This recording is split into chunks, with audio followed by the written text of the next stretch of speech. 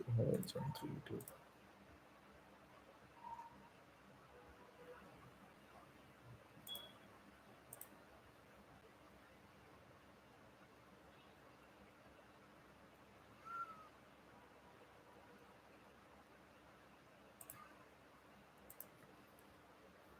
Okay, so shall we start?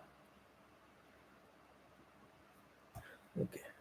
So I think last meeting we have shown what exactly like AI does, or how is it implemented in mechanical.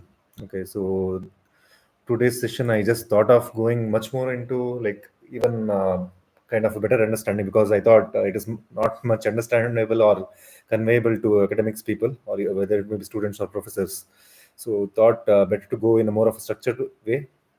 So what we thought is like we'll have a philosophy for explaining things, where we'll try to understand the concept through intuition first, and then understand the mathematical background behind that each and every concept.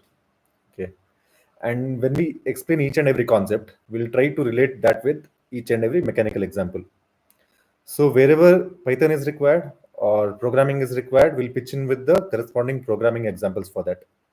So it would go in this fashion, like where we try to understand the concept and try to help you out in understanding in intuitive way the concept. And once you are able to understand that, then we'll go with the mathematical background of that. Then understand the mechanical examples for that. Then wherever applicable, we'll go with the Python. And then suppose if you get some idea related to your work, or like say from students, if they have some ideas, we can try to practically implement or kind of collaboratively work on that to solve that particular problem based on the explanations what we give.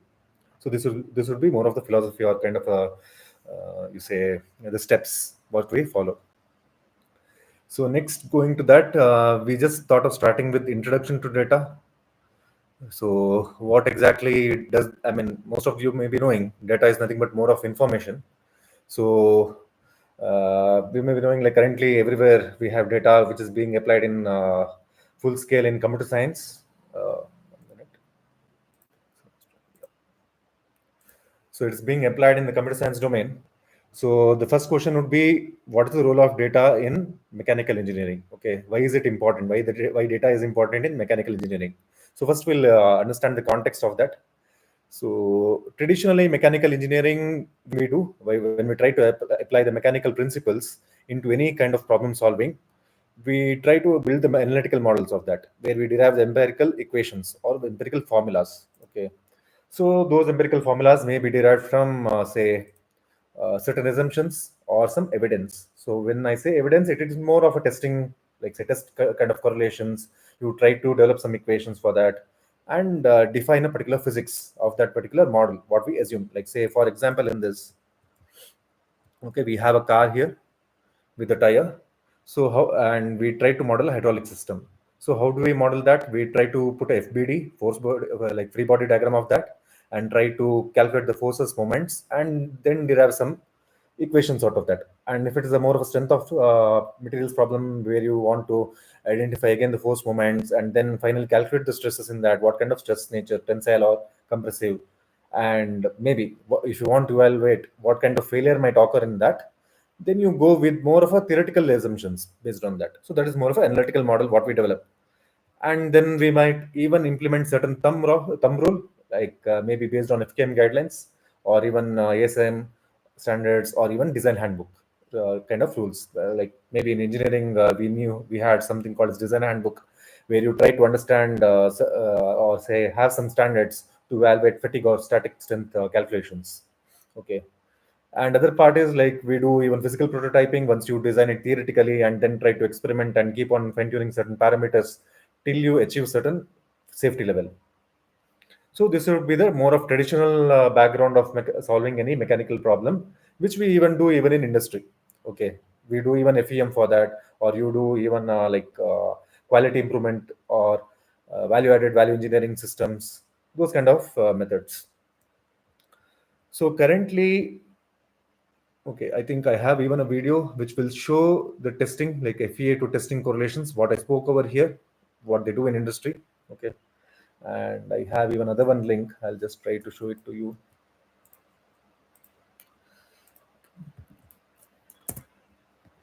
I think this would be more interesting for people from, yeah. people from academics background. Sorry.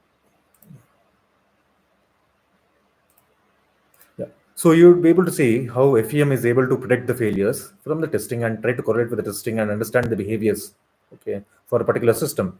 So as I said, all these things are based on analytical models. Even FEM is based on mathematics, right? It's based on analytical equations, and that's what goes in background, even though it is a software.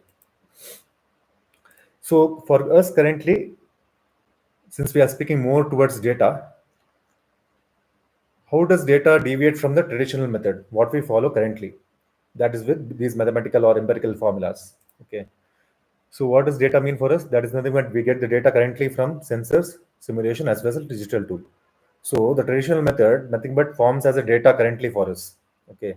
So sensor data, we get it from testing, that's from vibration, temperature, or pressure, or any different kind of variables. So from simulation, we get the simulation data. Okay. So this is more of replica of the actual testing, what is happening. So you get the simulation data from that, maybe even from CFD or even from FEA, or even sometimes from MBD, multi-body dynamics, or any kind of, let's say, virtual kind of representation of the physical system.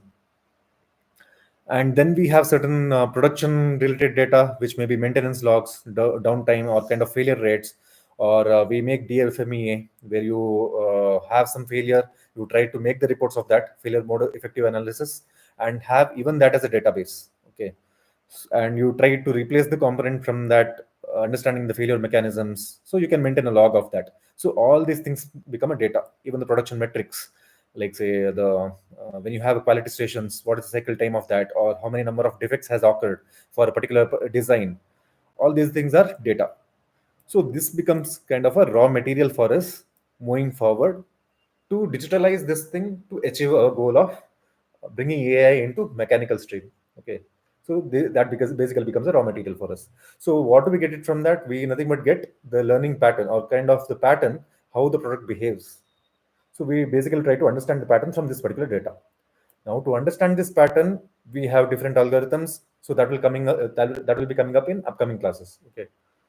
So just to summarize from here to here, first we understood like what is the role of data in mechanical engineering. Okay, what is the traditional method what we follow? That's the analytic method, or what are the thumb rules which are required to evaluate these analytical models, and how do we realize these analytic models? It is through prototyping and experimentation.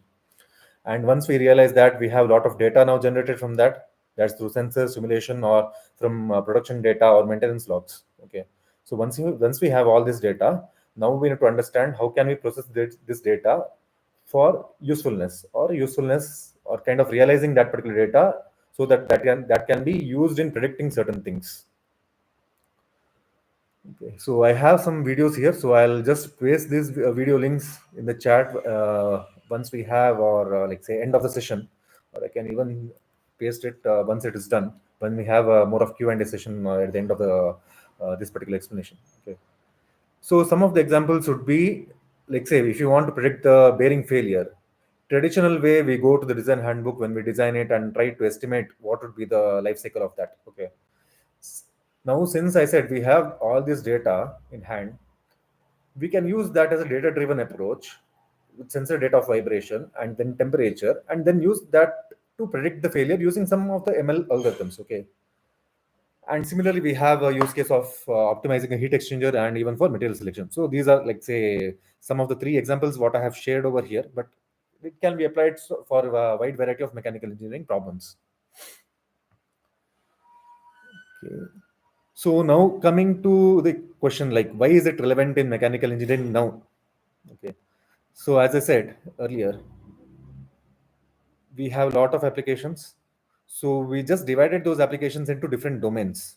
So first one would be the IoT, where we have machines with the sensors. So as I said, sensors we get the data even from the testing, and we can get the sensor data even to understand the machine behavior live when it's in production environment.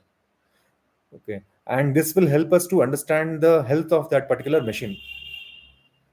I have even the video of that. I'll share this at the end of the session. So when I say this particular behavior, like say we have some machine operating, and it is operating at particular frequency, okay, or some vibration levels.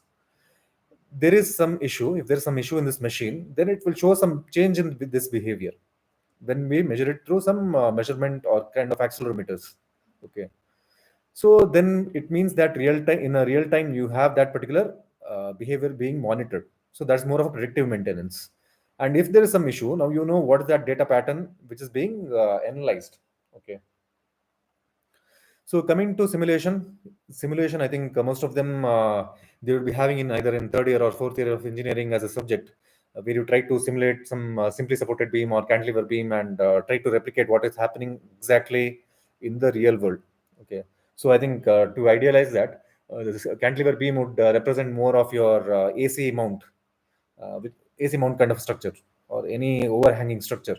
Okay, so you try to replicate that and design the cantilever beam using simulation, kind of virtually do that and try to understand where the stress regions and you try to optimize it. And ML can also be handy in tuning certain parameters, where you can perform, like say, design of DOE, design of experiments. Like you want to optimize certain parameters of cantilever beam. Maybe we know the formula is for the rectangular cross section of the cantilever beam would be BHQ by 12.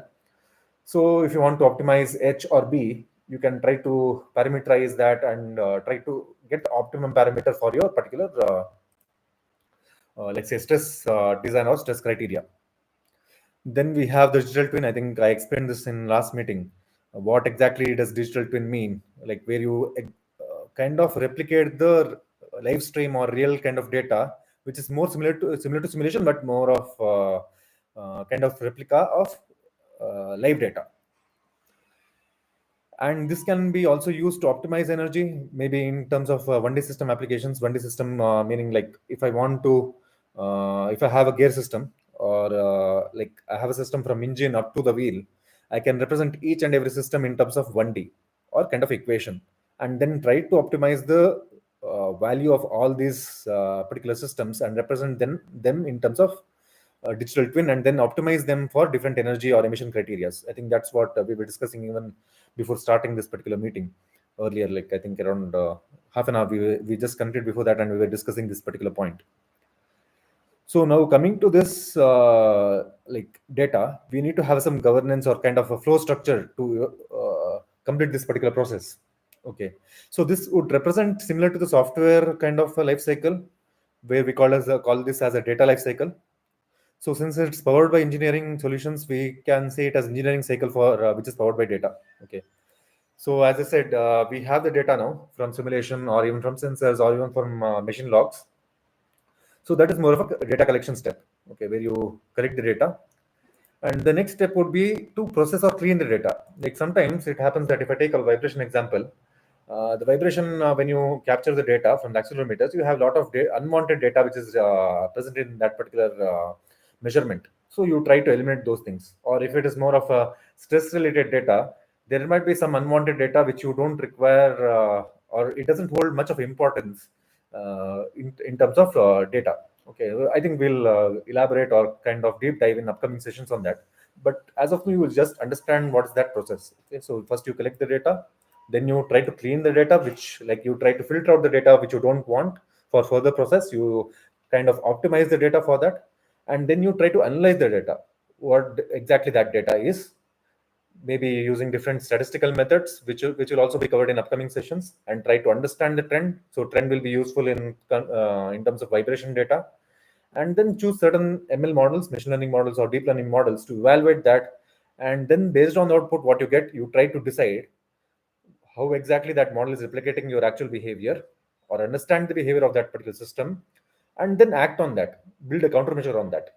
So then it is more of a loop. Okay, so once you come to the step 6, it is more of a loop. It keeps on the, like say, you go again back to the step 2, or go again back to the step 1, where you refine again the data, or furthermore collect the data. Like if I want to give an example, if you go to some power plants, you might get some vibration data, and you try to clean up the data, analyze the data, what is causing the problem. Maybe there is some fault in pump compressors.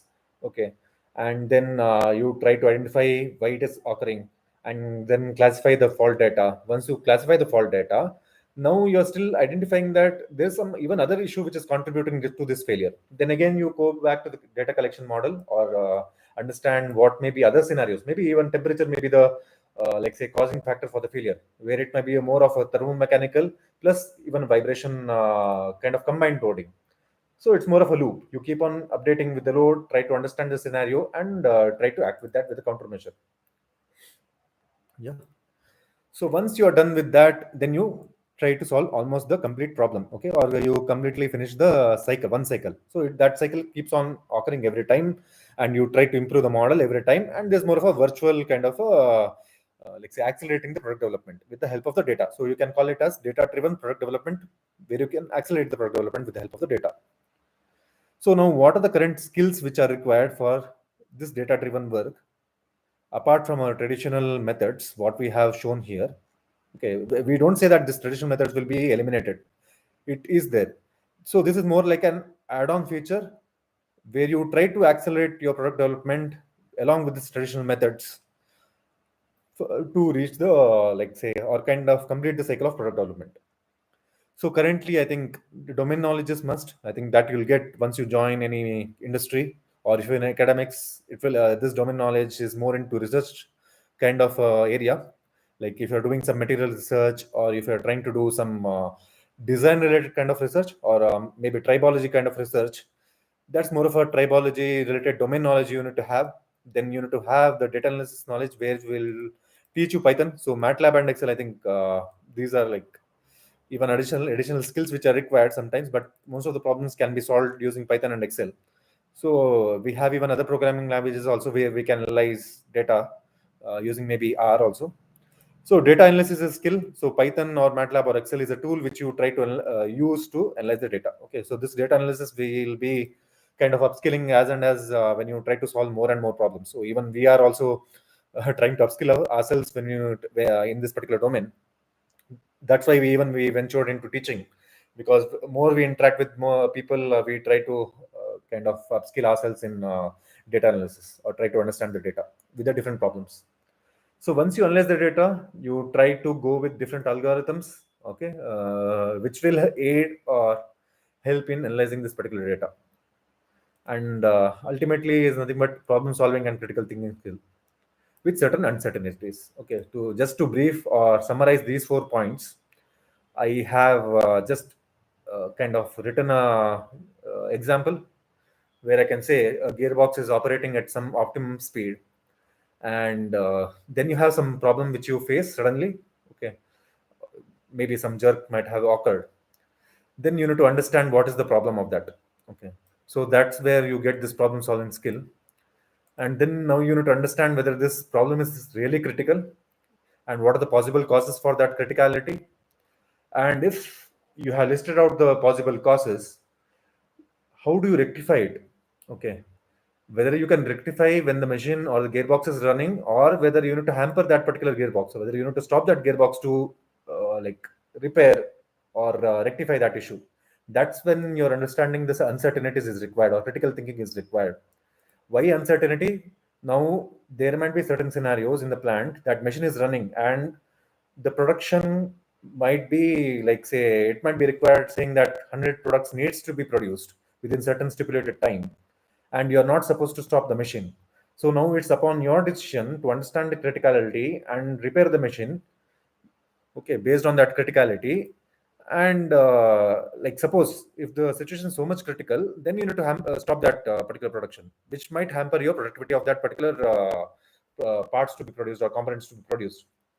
Suppose if it comes to real world case, suppose if I'm driving a car and my gearbox gives a problem, now I'm not sure what is the problem. Okay, so I might go to the mechanic, or if you don't find any mechanic and you're driving the car in a highway, sometimes the OBD data, or some like say even the displays in the dashboard, that might show some problem in that.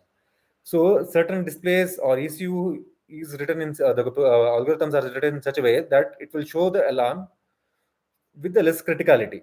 Okay, if it is more critical, then obviously it will stop the car. Okay, so that's how it understands the uncertainties. So I think, yeah, I have summarized up to the basics kind of stage which needs to be set before we deep dive into statistics, or we start with statistics. So I would like to receive the questions. I think before I give some exercise to better understand what I have explained till now. So, do you people have some questions till now?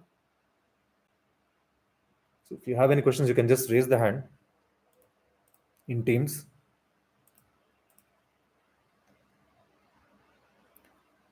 Any questions?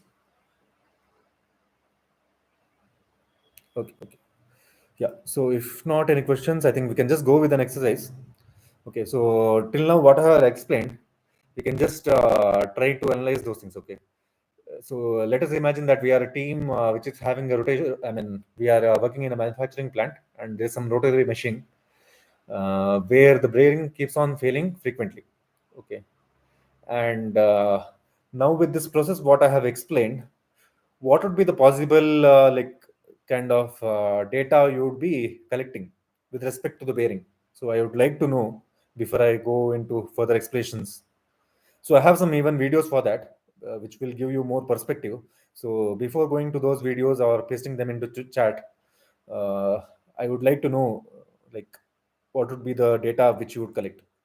Okay, so that this would be more of a hands-on, and it will be helping you to people to analyze even what kind of data would be required to solve certain problems.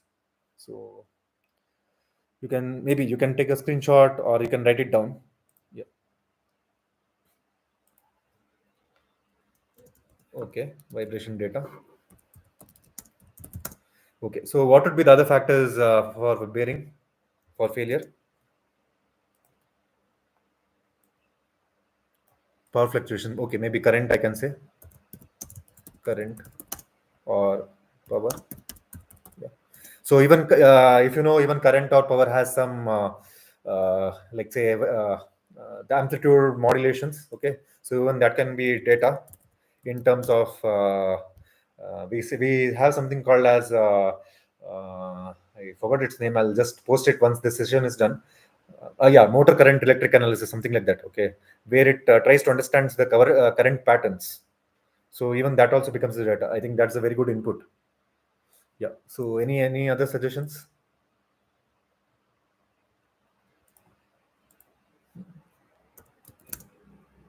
Yeah.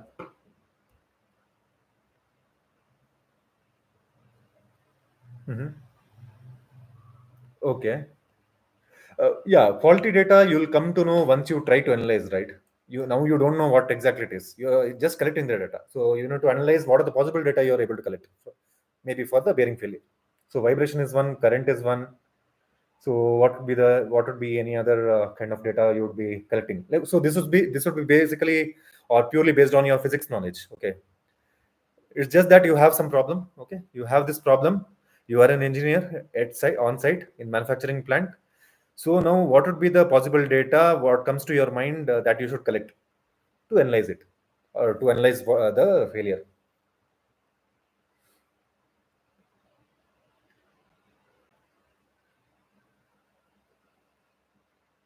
Maybe we can go with the shaft misalignment, right? Because bearings might be mounted on the shaft for it to deliver the like RPM or like the motion, rotational motion, right? Yeah, yeah. Even load also can be the load fluctuations, and even the like say bearing setups. I can say setup meaning how is it assembled, assembly, assembly process also can be a parameter. Operation, yeah, that comes in load, RPM. Okay, assembly process and operational processes. Okay, any other things? So this is more of interactive. Yeah, yeah, temperature also can be there. So we can segregate that as load only actually. See, RPM, vibration, temperature, all these are loads. Okay, so we can remove this. Even current is also a load.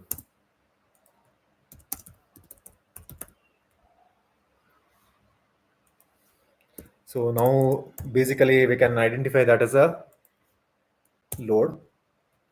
Okay, as a load. So this becomes boundary.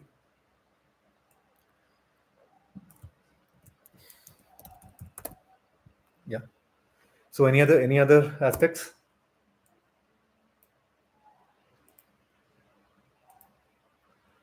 Race tilting. So I think that would be more of a design parameter, right?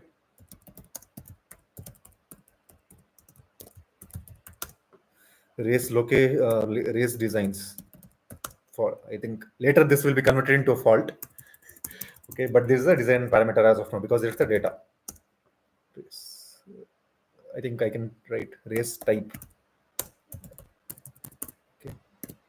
So that can be inner race or outer race or kind of, as Anudip said, it might be even lead to defect. So we'll just put it as a race type. Then we can expand the number of data types. So any other data you would be requiring?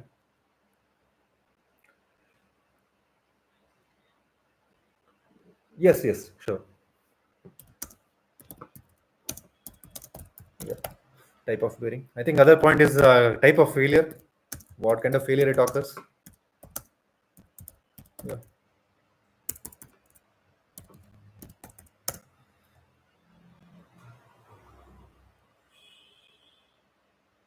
Mm. Yeah, that also becomes design parameter. Okay. Yeah, hello. Bearing lubrication. Yeah. Oh, yeah. We can write tribology parameters too. Yeah. Okay. So I think that see these things would be more of a vertical.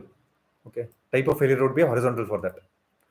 So when I say horizontal and vertical, it would be more like I think I should be able to draw something like that. Say,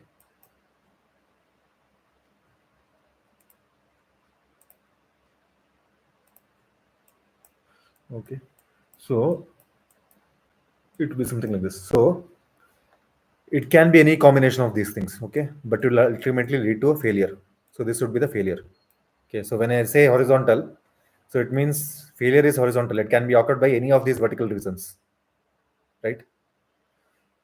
So that's where I think data is useful. Okay, so that's why we call this as an output feature, Y, and these are X. That is the input feature. Okay, all these will be verticals. Y will be the horizontal feature.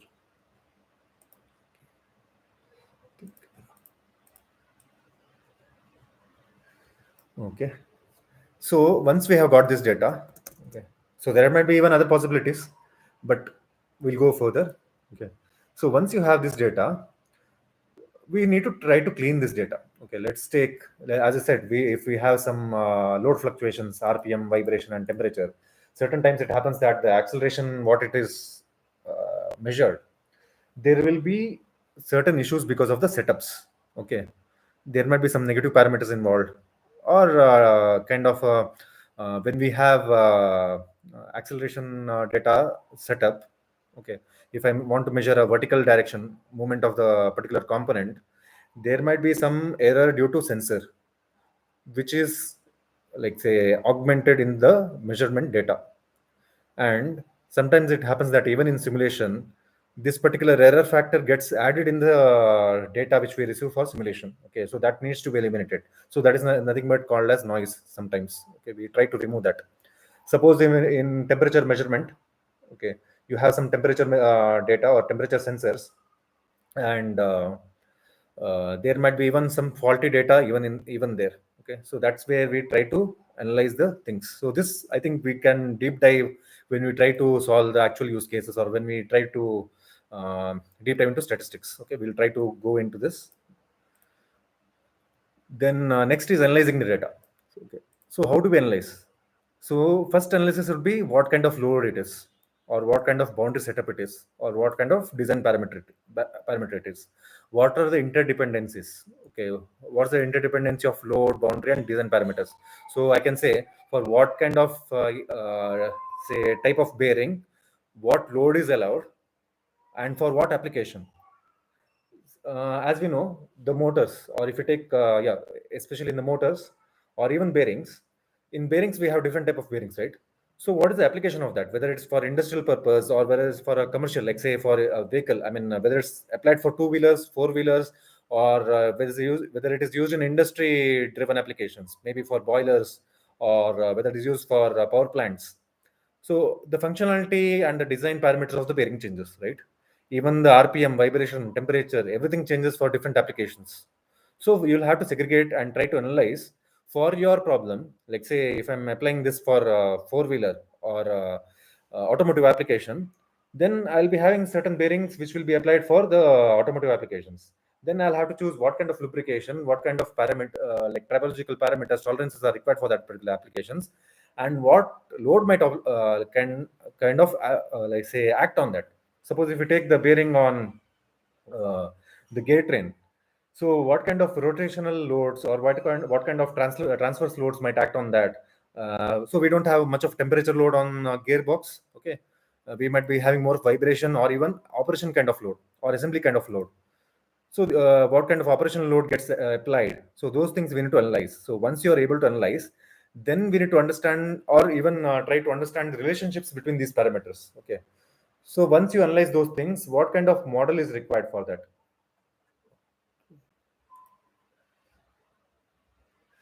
Uh,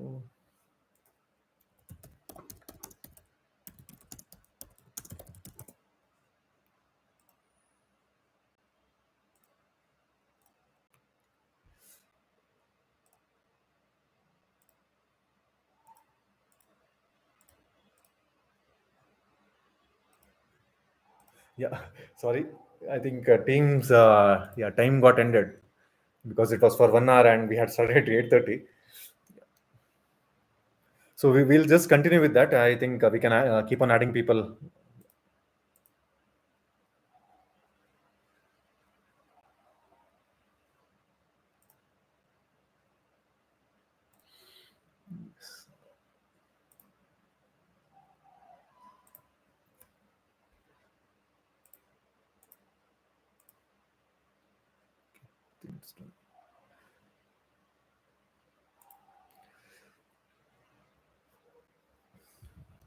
Yeah, as I was saying, so once you have the model, then when you analyze this problem itself, you need to know whether it is a classification problem or a regression problem or any kind of yeah,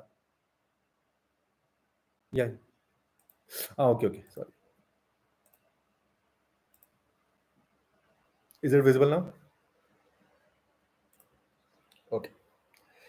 So, yeah. So as I said, when we analyze, right, we need to understand even what kind of problem it is. Yeah. Okay. Whether it's a regression or classification or any kind of hybrid problems where it involves both regression as well as classification. So if I want to give an example, classification will help us to analyze whether it is a failure or not. So that's more of a classification problem. Suppose if you have a component uh, which is failing for particular stress levels, then you decide, right, whether it is passing or failing as per the stress criteria, maybe yield, or even if you want to test it for fatigue, then you check with more of an endurance criteria, whether it is like sustaining so many number of cycles or even in terms of damage. So, in terms of regression, we can say if I want to estimate the say strength of a particular fatigue strength of a particular material, so that becomes more of a regression problem. So once you have done that, then you try to decide your decision based on the outcomes what you get. Decision meaning like as we said, this classification problem. You try to say whether it is a failure or non-failure. So you predict what is the outcome of that, and then kind of develop the countermeasure for that. Suppose if it is like a kind of stress failure, then you try to build a countermeasure to make it pass as per your requirement. So again, you like as I said, it's more of a cycle. So when it comes to industry, we have different phases of even dealing with the particular design. First, we call something called as acquisition, or when we try to acquire a project, okay, and we try to give a first cut design problem solution, and then we go with some different phases of kind of product development, where you go, then you try to like develop a particular model to each reach the initial phase of the product design, and then you have something called as a prototyping.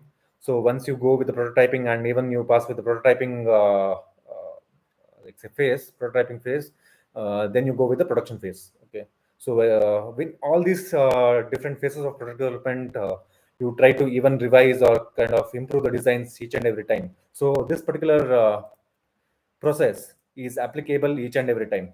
for this. So that's where we have the data. Okay. So I think you got or understood what exactly does this particular process or engineering cycle powered by data meaning. So I have certain videos for this. Okay, I'll just even send in that chat. So I think I just even have a image representation of that. What I meant when we say collecting the data. Okay, we try to understand what are the different type of data, and I think as you people rightly pointed out, we have different design parameters for that. Okay, in this case we have vibration data. We try to capture the different vibration data. Okay, so when I said noise, as I said, see, when you try to measure, you have a lot of disturbances, right? So that comes as a noise in this vibration data. You try to filter it out, and then you try to understand what are the different vibration phenomena occurring due to different failures, maybe outer race fault, inner race fault, rolling element fault. So this particular process we do when we try to analyze the data, right? We try to analyze the data. And once you try to analyze the data, we can even convert that into 50 and try to identify the critical frequencies of that from the gearbox. In case of gearbox, okay, you try to analyze the vibration data for that, understand the system, or try to understand the RMS levels. So what does RMS say? RMS say how much energy content is there in that particular vibration profile.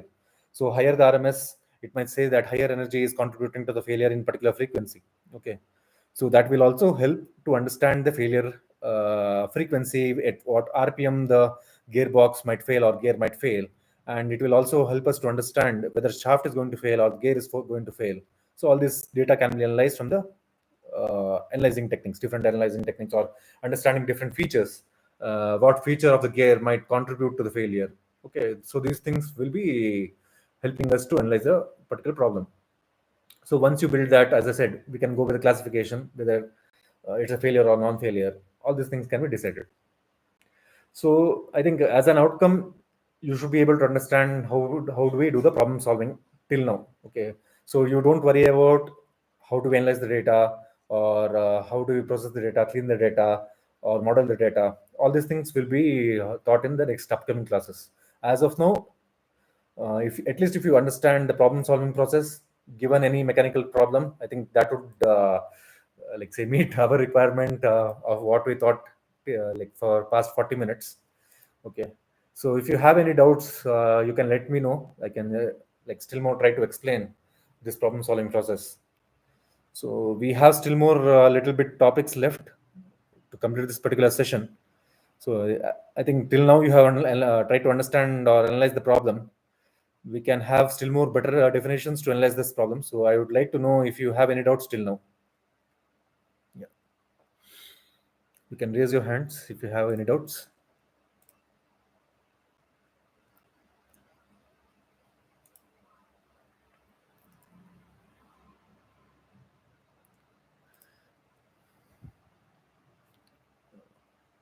Any doubts? Uh, any people in YouTube or something? If you have any doubts in YouTube, you can just comment it out. I'll try to answer it later. Yeah. So if you don't have further doubts, I'll just go with the last topic. Okay. So as I said, you people have try to like analyze the data, right? Or you try to analyze the problem. So we can try to analyze the problem even with more, like say, better way. Okay. So certain I mean definitions we have got, which have been developed by statisticians or mathematicians or even kind of research people to analyze the problem better. Okay. So we have certain definitions which is called as descriptive, diagnostic, inferential, predictive, and prescriptive. So what does this exactly mean? So when I say, I think I'll go with the example first, and then I'll try to analyze the problem better. Okay. So let's take an example of famous doctor and patient. Okay. So when you go to a doctor, you go with like certain illness. Okay. So the doctor first asks that what is the kind of illness. Okay, you try to describe the problem or describe your illness. So the doctor tries to note it down. So that's nothing but called as more of a descriptive analytics. Okay, where you try to describe a problem or summarize a problem. So now what does doctor do is he tries to understand your problem from the keywords what you say. Okay, suppose if it is fever, he'll try to understand. He'll try to first get the data from you. why the fever has occurred, what was your like eating pattern, or have you been traveling, or like any other data. Okay, he tries to collect the data, and he tries to understand from his historical memory or his learnings what would be the possible causes for this fever. Okay, so that is called as diagnostic analytics. Okay, so once you have that, then the doctor tries to get the inference out of that. Okay, then if these are the inputs what he has got from the eating pattern or the traveling pattern, or even from like say psychological patterns, what would be the possible cause for this particular fever. So that's the inferential statistics, where he tries to get the inference out of that. Then based on that, he tries to predict what are the possible causes from this particular inference, and he tries to give you the medicine. So that is nothing but prescriptive analytics. That's why you get a prescription from a doctor, so which is nothing but he tries to give you the medicine to solve that particular fever problem, which is more of a prescriptive analytics. So he has predicted what might be the cause of the fever based on inference what he has got from your description or diagnosis, and then he writes the prescription. Okay, so these are the basic terms to analyze a problem, where you do descriptive analytics, which helps you to understand what has happened, diagnostics, why it has happened, why that problem has happened, and inference, what might have caused that problem to occur, and predictive analytics, what will happen. So this is more of a future. Okay, both are what. Okay, what has happened and what will happen. This this will like to say it's more of a past, present, and future. So these try the what question tries to analyze past, present, and future questions. Okay, and prescriptive kinds of it's a more of a recommendation system. Okay, where you try to refine the particular problem.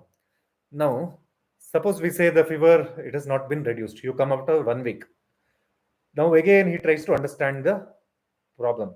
Okay, what has taken place, how the changes have occurred from the past prescription. Again, the descriptive analytics, diagnostic, inferential, predictive, and prescriptive. So it's the same cycle what I explained earlier, right? Where you try to collect the data, process or clean the data from your memory, or like kind of learnings what you had from your academics. Like say you do some design, strength of materials, you knowledge you have, you come to industry, you get some problem, you try to analyze the data. Okay, and try to build the model. Modeling is building the model is nothing but in the case of doctor is more like he tries to understand what is the cause of the fever, uh, like say decide whether it is a fever due to flu or due to some eating patterns or something like that, and try to act by giving the prescription, right? So coming to example of the bearing, I just segregated it in the similar format: descriptive, diagnostic, inferential, predictive, and prescriptive. Okay, so where you compare the vibration whether it's normal or faulty, where you try to understand the description of that, try to understand or diagnose it whether this faulty data has been occurred due to misalignment, or as you said due to vibration problem, thermal problem, where you try to diagnose the problem, and try to get the inference of that, and predict within how many number of cycles of that operating bearing, I mean how many like say cycles of that bearing operation that bearing might fail. That's a predictive.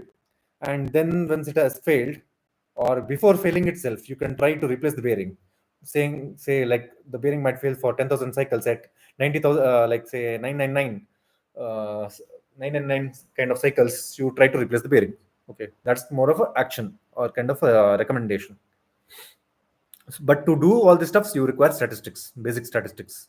Okay, where t-test or sample population parameters, or certain like say probability methods, or z-test score, these might be required to have a better understanding of the data or analyze the data, where you have different transformations of the data, or try to understand the behavior of the data using kurtosis or skewness of the data. So these statistical parameters help us to understand the data behavior. Okay, so this is more of a flow chart what we discussed till now. Okay, yeah, I think this is for the day.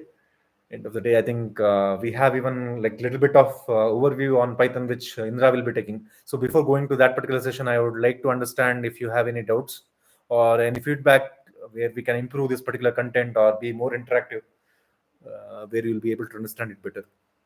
Yeah. So any doubts before Indra switches into Python? Yeah, we'll try to give the access to what we are planning is that we'll try to push this into GitHub. Okay, so that you'll be having GitHub will be easy platform for you people to access the data or even the videos what we have pasted over here, so that you'll be able to understand the concepts still more better.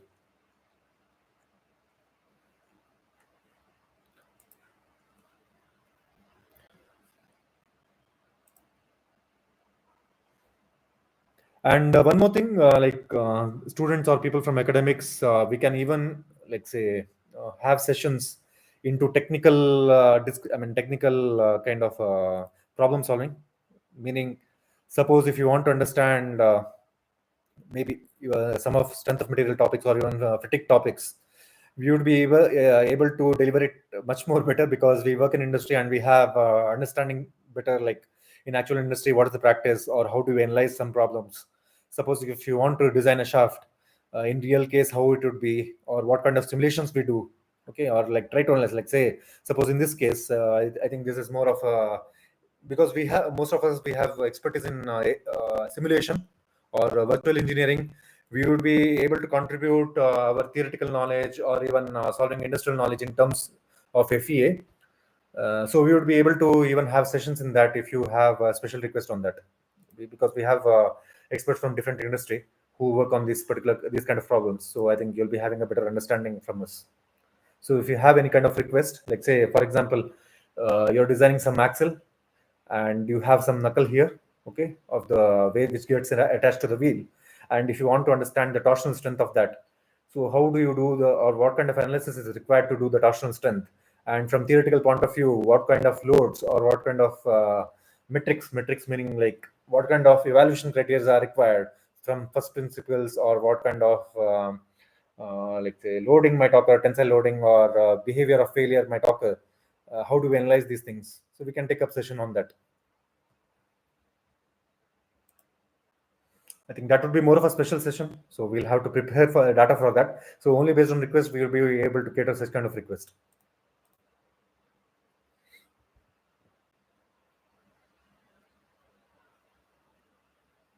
So if you want such kind of sessions in your college, we can just try to prepare for that.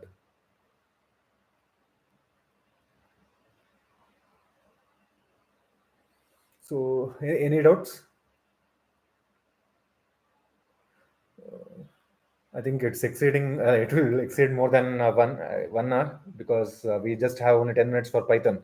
So, I want you people to bear more like 10 more minutes to like roughly around 20 more minutes from now, so that Indra will be able to give you the overview on Python, and we can have more of hands-on exercise from upcoming weeks on Python as well as even statistics. Yeah.